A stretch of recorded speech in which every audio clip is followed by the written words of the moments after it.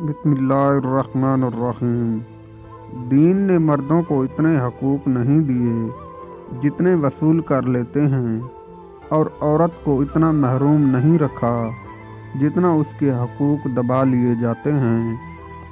اللہ تعالیٰ نے قرآن حکیم میں اور حضور نبی اکرم صلی اللہ علیہ وآلہ وسلم نے احادیث مبارکہ میں ہمسایوں کے حقوق کی اتنی زیادہ اہمیت بیان فرمائی ہے کہ وہ اپنے حقوق کی ادائیگی کے لحاظ سے قرابت داروں تک پہنچ گئے، جن کو ادا کرنا ہر مرد عورت کے لیے لازم اور ضروری قرار پایا ہے۔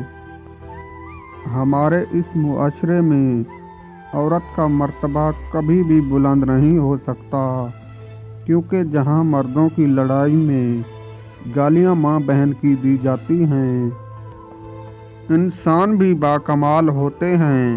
ڈراموں میں اداکاروں کے دکھ درد دیکھ کر رو پڑتے ہیں، اور اصل میں لوگوں کے دکھ درد کو ڈرامہ سمجھ بیٹھتے ہیں۔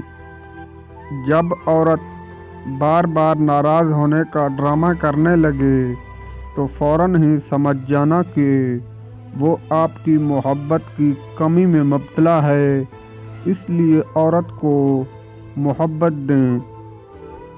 کبھی کبھی انسان کے پاس کچھ بھی نہیں بچتا سوائے خالی ہتھیلیوں کے، جن پہ چہرہ رکھے وہ پھوٹ پھوٹ کر رو دیتے ہیں۔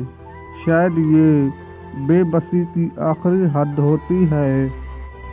عورت کو پانا ہے تو اسے کالا جادو نہ کرو، کیونکہ اس کا اتنا اثر نہیں ہوتا جتنا اثر عزت کا ہوتا ہے۔ اسی وجہ سے عورت کو پانا ہے تو اس کی عزت کرنا سیکھو۔